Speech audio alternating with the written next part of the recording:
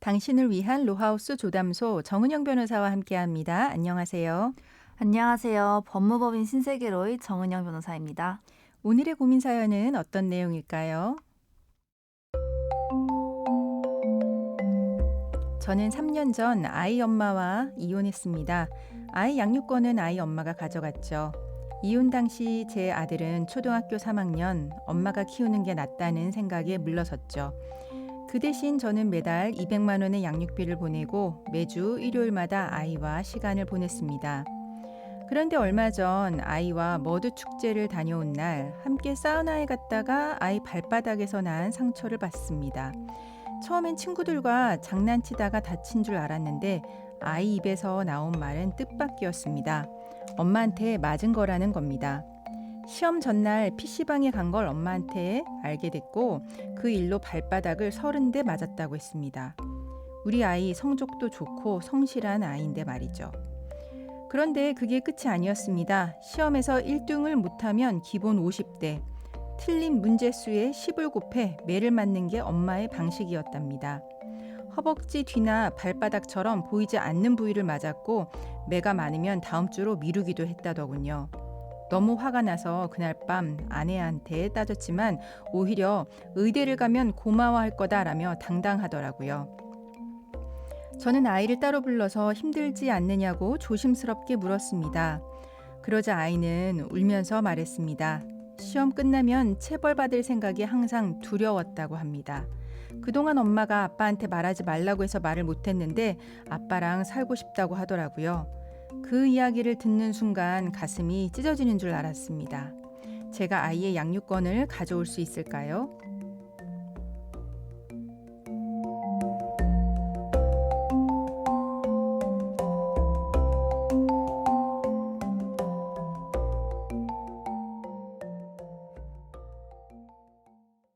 조인섭 변호사의 상담소, 오늘은 과도한 체벌을 하는 전 부인으로부터 양육권을 가지고 오고 싶다는 이제 사연이었습니다. 사연을 보니까 아이가 아직 초등학교 한 6학년 정도 되는 것 같아요. 근데 체벌 수위가 꽤 심해 보입니다. 어떻게 보셨어요? 체벌이 이제 정당할 수 있느냐에 대한 논의를 조금 변론으로 하더라도 사연의 경우는 훈육 차원의 체벌을 넘어서 그저 자녀에 대한 폭행, 아동 학대로 보입니다. 그러게요. 엄마가 진정으로 아이를 위하는지도 의문이 들고 개인적으로 이런 식으로 과하게 체벌을 하면은 이제 아이가 엄마를 넘어설 수 있을 때가 되면 엇나갈 거예요. 네, 뭐 공부도 잘할 수 있게 될지 잘 모르겠습니다. 근데 이제 이런 경우 양육권 변경 청구할 수 있을까요? 이혼 당시에 친권 및 양육권자를 엄마로 정했더라도 자녀의 복리를 위해 필요한 경우에는 친권자 및 양육자를 변경할 수 있습니다. 네. 민법 제837조 제5항은 가정법원은 자의 복리를 위하여 필요하다고 인정하는 경우에는 부, 모, 자 및 검사의 청구 또는 직권으로 자의 양육에 관한 사항을 변경하거나 다른 적당한 처분을 할 수 있다고 규정하고 있습니다. 네. 이 사례에서는 아내의 지속적인 신체적 체벌, 즉 폭력과 정서적 학대가 자녀의 복지를 심각하게 해치고 있으므로 양육자 변경을 요청할 수 있는 충분한 사유가 됩니다. 그렇죠. 법원은 아동의 현재 양육 환경이 아동의 건강과 정서에 부정적 영향을 주는지를 매우 중요하게 판단하므로 이와 같은 체벌 내용들은 양육권 변경 사유로 강력히 작용할 수 있습니다. 네. 이번은 이제 체벌이 가장 중요한 사유이긴 한데요. 일반적으로 법원이 양육권을 바꾼다고 할 때 가장 중요하게 보는 건 뭘까요? 네, 일반적으로는 양육권이 변경되려면 기존의 자녀의 양육 상태를 변경시킬 만한 정당한 사유가 있어야 하고 특히 이 과정에서 자녀의 복지와 안전이 최우선으로 고려됩니다. 법원은 현재 양육자의 양육 태도와 환경을 살펴보고 자녀에 대한 신체적, 정서적 안정이 이루어지고 있는지 양육권 변경을 청구하는 청구인의 양육 능력과 새로운 환경도 고려합니다. 네. 아동이 만약에 초등 고학년 이상이라면은 아동의 의견을 실제로 많이 반영하기도 합니다. 그렇죠.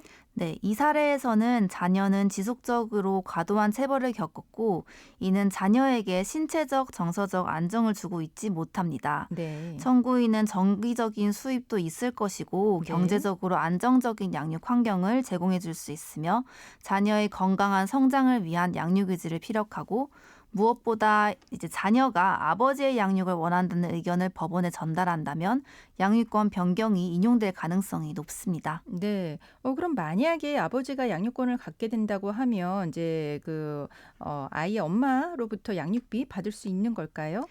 네, 양육권이 변경되면 양육비의 부담 주체도 변경됩니다. 현재는 아내가 양육권을 가지고 있어 남편이 양육비를 지급하고 있었겠지만 양육권이 남편에게 변경되면 아내는 비양육자가 되어 양육비를 지급해야 합니다. 네. 양육비는 부모의 소득, 자녀의 나이, 필요 양육비 등을 기준으로 협의하거나 협의가 안 될 경우 법원이 산정합니다. 만약에 아이 엄마가 이제 소득이 없다고 하는 경우에는 어떻게 되는 걸까요? 네. 자기는 소득이 없으니 양육비를 줄 수 없다고 주장하는 경우가 꽤 있는데요. 아내가 소득이 없더라도 가정법원 양육비 산정 기준표에 따라 최저로 부담하는 양육비가 있습니다. 네. 만약 소득은 없지만 부동산이나 주식, 예금 등 기타 자산이 있다면 이러한 재산 상황 또한 고려됩니다. 양육비는 우선 협의할 수 있겠지만 본 사례처럼 양육권 자체를 다투게 될 가능성이 높다면 양육권 변경을 청구하면서 장래 양육비도 같이 청구하는 것이 좋겠습니다. 네. 그리고 이 사안에서 하나 또 이제 살펴볼 부분이 있습니다. 지금 거의 아동학대 수준으로 체벌이 이루어지고 있는데 아이 엄마에 대해서 아동학대로 고소도 가능한 걸까요? 네, 여기서는 형사적인 문제도 약간 걸려 있는데요. 아동학대 범죄 처벌 등에 관한 특례법, 아동학대 처벌법이라고 하죠. 이 법에 따라서 형사 고소가 가능합니다. 네. 아동학대 처벌법 제10조 제1항에 의해 아동학대는 누구든지 아동학대 범죄를 알게 된 경우나 그 의심이 있는 경우에는 수사기관 및 지자체 등에 신고할 수 있다고 규정하고 있습니다. 신체적으로 정신적으로 약자인 아동을 보호하기 위해서 법이 누구나 신고를 할 수 있도록 한 것입니다. 네. 또한 아동학대 처벌법 제10조의 4, 제1항에 따라 피해 아동의 법정 대리인이 아동학대 행위자인 경우 피해 아동의 친족은 아동학대 행위자를 직접 고소할 수 있습니다. 네, 이 사례에서는 아내는 학업 성과와 연관된 상습적 체벌을 했고 고통이 극심한 부위를 반복적으로 때려 아동의 정서적 공포감과 위축을 유도했으며 네. 특히 아이가 엄마에게 말하지 말라고 했다고 진술한 점에서 학대의 은폐 및 지속적인 통제도 의심이 됩니다. 그렇네요. 자녀의 아버지로서 아내를 직접 수사기관에 고소할 수 있으며 형사처벌될 가능성이 높습니다. 신체적, 정신적 학대 행위로 아동복지법 제71조 제1항 제2호에 의해 5년 이하의 징역 또는 5천만 원 이하의 벌금형이 가능하며 상습적으로 이루어졌기에 2분의 1이 가중된 형을 받을 수 있겠습니다. 덧붙이자면 사례의 주인공은 고소 전에 미리 자녀의 진술을 확보하고 상처 사진과 병원 진단서 등을 미리 받아놓는 것이 좋겠습니다. 네. 그럼 지금까지 상담 내용을 정리해 보자면 자녀의 복리를 해칠 만큼 지속적인 체벌이나 정서적인 학대가 있었다고 하면 법원에 양육권 변경을 청구할 수 있습니다. 이렇게 양육권이 변경이 되면 양육비 부담 주체도 바뀌는데요. 그렇게 되면 이제는 아버지가 아닌 어머니가 이제 사연자분한테 양육비를 지급해야 되겠죠. 또한 이런 친권자 양육자 변경 이외에도 아동학대로 형사고소도 가능하다라고 하는 거 알려드렸습니다. 지금까지 법무법인 신세계로의 정은영 변호사와 함께했습니다. 감사합니다. 조인섭 변호사의 상담소는 유튜브와 홈페이지를 통해서 다시 듣게 하실 수 있습니다. 궁금한 점이나 건의할 사항이 있으면 홈페이지 상담 게시판에 글 남겨주세요. 법무법인 신세계로에 따로 연락을 주셔도 좋습니다.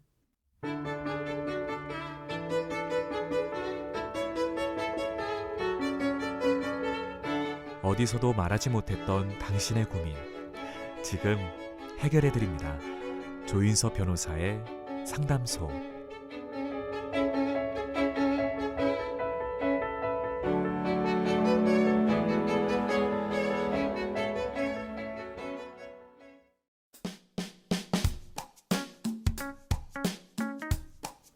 알아두면 쓸데있는 법률 이야기 알쓸법 시간입니다. 술을 마신 뒤 운전대는 절대 잡으면 안 되죠. 그런데 운전대만 안 잡으면 괜찮은 걸까요? 예를 들어 술을 마신 뒤 차를 직접 밀고 간다면요.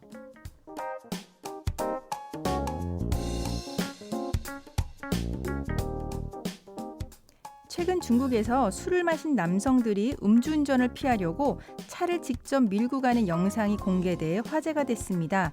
영상에는 윗옷을 벗은 남성 3명이 차를 밀며 도로를 걷는 모습이 담겼습니다. 한 명은 운전석 옆에서 핸들을 잡고 2명은 뒤에서 차를 밀었는데요. 무려 30분 동안 500m를 이동했다고 합니다. 핸들을 잡은 사람은 술을 마시지 않았고 뒤에서 민 2사람만 와인을 마신 상태였다고 하네요. 이 영상을 본 현지 누리꾼들 사이에선 의견이 엇갈렸습니다. 운전은 아니니까 괜찮다는 반응, 그래도 위험하다라고 하는 우려도 나왔죠. 중국 경찰의 판단은 어땠을까요? 도로법 위반이라고 하는 결론이 나왔습니다. 도로는 허가 없이 다른 목적으로 쓰면 안 된다는 겁니다. 그렇다면 우리나라는 어떨까요? 우리나라 도로교통법에서는 시동이 걸려 있어야 운전으로 본다고 되어 있습니다. 즉, 엔진을 쓰지 않고 차를 밀기만 했다면 법적으로는 음주운전이 아닐 수 있다는 거죠. 실제로 시동 끈 오토바이로 내리막길을 내려온 사람에게는 무죄, 자동차를 시동 없이 밀다가 사고 난 경우도 무죄였습니다. 하지만 시동을 잠깐이라도 걸었다면 그건 명백한 음주운전입니다. 술을 마신 뒤 차를 밀고 가는 행동, 법은 피할 수 있어도 위험은 피할 수 없습니다. 가장 좋은 선택은 차는 그냥 두고 귀가하는 것이겠죠.